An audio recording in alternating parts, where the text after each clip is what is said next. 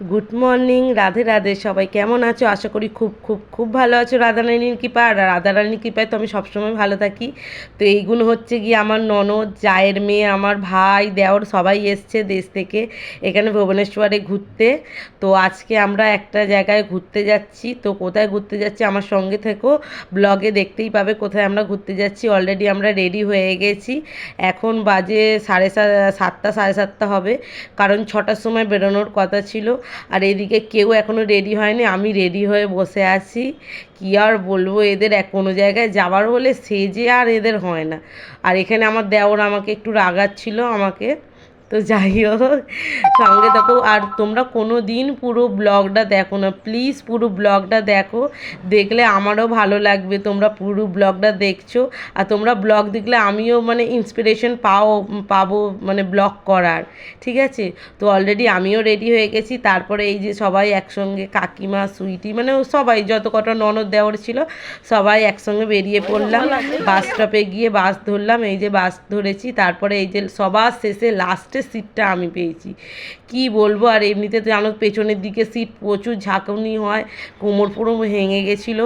তারপরে পৌঁছে গেলাম মন্দিরের সামনে। মন্দির থেকে আমাদের হোটেলটা পড়েছিল পুরী সমুদ্রের কাছে, মানে স্বর্গদ্বারের কাছে হোটেল নেওয়া হয়েছিল।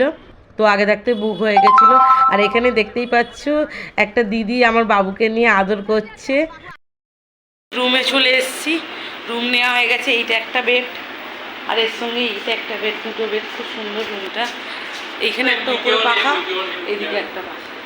তো এরা এখন পিকচার তুলছে। আমি বাবুকে রেডি করে দিয়েছি, দেখাচ্ছি তোমাদের।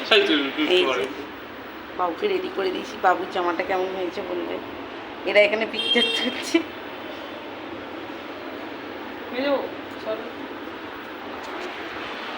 তখন গরম হচ্ছে, একটুখানি বসি, তারপরে টিফিন ফিফিন একটু কিছু করে তারপরে বিচেতে যাওয়া হবে।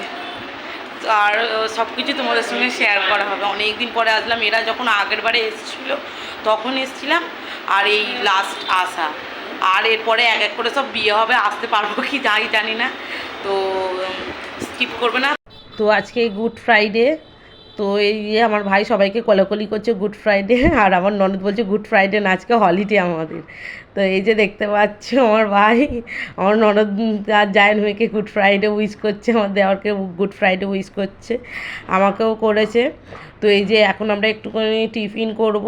তো ওদেরকে জল আনতে পাঠাচ্ছি, জল তো আনা হয়নি, তো জল আনতে পাঠাচ্ছি। আর আমরা এদিকে রেডি হয়েও গেছি। আর ওইদিকে বলছি যে ওদের রুমটা কেমন দিয়েছে একটু দেখি। তো দেখছি, ওকে বলছি দরজাটা খোলে একবার দেখি রুমটা কেমন দিয়েছে।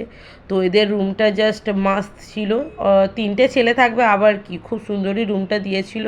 বাথরুমটাও ঠিক ছিল, ভালো ছিল। আর আমার দেওর আমাকে বন্ধ করে দিচ্ছিল। আমি বলি দাঁড়া, আমি বন্ধ করে দিচ্ছিস কি। তো এরা আমার ননদ আর আমার দেওর দুজনে জল আনতে যাচ্ছে। আর এই সাইডে বাথরুমে, আর এটা দেখতে পাচ্ছ জুতোর লাইন পড়ে গেছে। এখন সবাই রেস্ট নিচ্ছে, একটু রেস্ট নিয়ে টিফিন করে আর তারপরে সমুদ্রের ধারে যাওয়া হবে আর কি।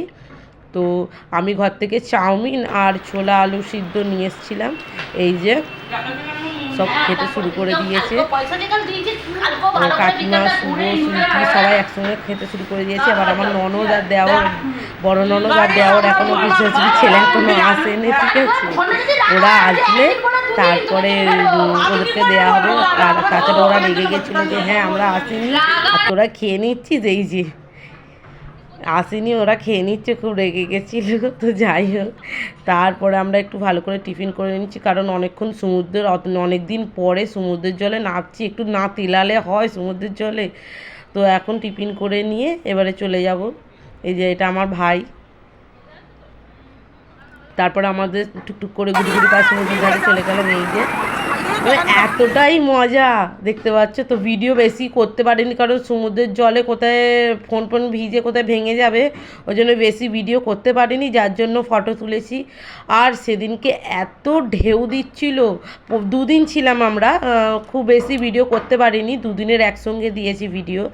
মানে সেদিনে খুব ঢেউ দিচ্ছিল। তো এই যে ভোরবেলা উঠে মন্দিরে চলে গেছিলাম। মন্দিরটা মানে এত সুন্দর লাগছে কি বলবো। তারপরে সন্ধ্যের সময় তো মন্দির থেকে এসে সন্ধ্যের সময় বেরিয়ে পড়েছিলাম সমুদ্রের ধারে। ওই সমুদ্রের ধারে সন্ধ্যের সময় ওই যে সমুদ্রের আওয়াজ আর সমুদ্রের ঠান্ডা হাওয়াটা, ওই যে ফিলিংসটা, সেটা হচ্ছে গিয়ে একটা আলাদা রকমেরই অনুভূতি। তো যাই হোক, তারপরে সবাই একসঙ্গে মিলে বেরিয়ে পড়লাম। তো মেলাটাও ঘুরে দেখবো, কিছু যদি কেনার থাকে কিনবো, বেশি কিছু কিনবো না যেহেতু, খুব অল্প কিনবো। তারপরে এই যে তারপরের দিন এই যে স্যান আর্ট করেছিল, এটা একটা ঠাকুর বলতে এটা দুর্গা ঠাকুরেরই করেছিল, খুব সুন্দর করেছিল। তো কেমন লাগলো তোমাদের স্যান আর্টটা বলবে। তারপরে এই যে মেলা ঘুরতে লেগে গেলাম আমরা, মানে এত মেলা জিনিসের তো মানে ভালোই দাম, জিনিসের অনেকটাই দাম। তো এই যে সব ঘুরে যাচ্ছে, এরা তো বনবন করে চারিদিকে ঘুরছে, কি কিনবে না ঠিক ভেবে পাচ্ছে না। আর আমাদের ছোটো মানে ঘরে কারোর জন্য বাকি রাখিনি, সবার জন্য কিনেছে, ঠিক আছে। আমি কারোর জন্য কিছু কিনিনি সেমনি, খালি আমার বড় ছেলের জন্য একটা কিনেছি আর আমার বোনের ছেলের জন্য একটা কিনেছি। তো তারপরে আমি ওদেরকে বলছিলাম, কি রে খালি ঘুরবি, ফুচকা খাবি না? তো ওরা বললো যে দাঁড়াও একটু ঘুরে নিই, তারপরে ফুচকা খাবো। তো বিশাল বড় মেলা, মানে এখান থেকে ওখান মেলা দেখে শেষ করতে পারবে না, একই মেলার ভীষণ সুন্দর সুন্দর জিনিস। আমার একটা মানে জগন্নাথের রূপে কৃষ্ণ, মানে শরীরটা কৃষ্ণর, মুখটা জগন্নাথের পছন্দ হয়েছিল, কিন্তু 350 টাকা দাম বলছিল, যার কারণে নিতে পারলাম না। ওই জন্য আমি বললাম যে না থাক, নেবো না, তো চলে যাই বলে ঘুরতে ঘুরতে সমুদ্রের ধারটায় চলে গেলাম। তো আমাদের জীবনটা, হাউসওয়াইফদের জীবনটা এমনই যে কি বলবো, মানে সারাদিন সংসার এইটা ওইটা কাজের মধ্যে, কোথাও ঘোরাও হয় না, সেমনি কারোর সঙ্গে সময়ও কাটানো হয় না। তো আর দেশে থাকলে না সেই ব্যাপারটা আলাদা, এখানে ওখানে গেলাম, এখানে তো ভুবনেশ্বরে সেই ব্যাপারটা নেই, এখানে ওখানে যাওয়া, কারণ কেউ কারোর বাড়ি যাওয়াও নেই, আসাও নেই, মানে সেমনি কারোর সঙ্গে কথাও খুব একটা বলে না।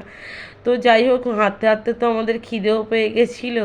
আর সত্যি কথা বলতে কি, এরা আসলেই তবে একটু আনন্দ মজা করা হয়, ঘুরতে যাওয়া হয়, এরা না আসলে কোথাও ঘুরতেও যাওয়া হয় না, আনন্দ মজাও করা হয় না। সেই একঘেয়ে লাইফ, একঘেয়ে জীবন আর ভালো লাগে না। তো একটু রিফ্রেশ করার জন্য একটু ওদেরকে বলি যে তোরা আসবি, আসলে একটুখানি ঘোরা যাবে, একা একা কোথায় ঘুরবো বলো। আর তোমরা তো জানো তোমাদের দাদার সময় হবে না, কাকিমার সময় হলে দাদার সময় হবে না, দাদার সময় হলে কাকিমার সময় হবে না। ওই জন্য এক দোকানে তো কাউকে না কাউকে যা হোক থাকতে হবে। তো ওই জন্য তোমার দাদা আসতে পারেনি। আর তাছাড়া তোমার দাদা বলেছে যে ঠিক আছে পরের বার তোমাকে নিয়ে ঘুরে আনবো ক্ষণে, দুজনে একসঙ্গে ঘুরে আসবো ক্ষণে। তো তারপরে কি আর বলবো, এরা যে কদিন আছে আনন্দ মজা করি। আর এই যে ঢেউয়ের আওয়াজ আর এই যে ঢেউয়ের মানে অনুভবটা, এটা আলাদা। তারপরে ঘুরতে ঘুরতে খিদে পেয়ে গেছিলো, ওরা সবাই ফুচকা খাচ্ছিলো, আমি ভাবলাম মনে ফুচকাতে পেঁয়াজ দেয়া, যেহেতু আমি পেঁয়াজ রসুন মানে আমিষ জাতীয় জিনিস খাই না, তো এই ফুচকায় পেঁয়াজ দেওয়া ছিল না বলে ফুচকাটা খেলাম। তারপরে এই যে কাকিমা এখানে চাউমিন ফাউমিন কী সব কেনার, চিকেন স্টিক কী কিনছে। তো ওরা যেহেতু ভেজ খায়, আমি ভেজ খাই, ওরা ননভেজ খায়, ওই জন্য। তো আমি বললাম যে এক কাজ করো, আমার জন্য একটা ভুট্টা সিদ্ধ এনে দাও, আর চিংড়ি মাছ বলছি, সরি, ওই কী বলে না, ক্যাপসিকাম লঙ্কা বড় বড়, এই যে ভুট্টা আর এই ক্যাপসিকাম লঙ্কা, এগুলো জাস্ট অসাম লাগে। আমিও মাঝে মধ্যে বাড়িতে করি, এখানে খুব চল আছে ওই ক্যাপসিকাম লম্বা লম্বা যে ক্যাপসিকাম লঙ্কা আছে, সেই লঙ্কার বড়া হেভি লাগে খেতে।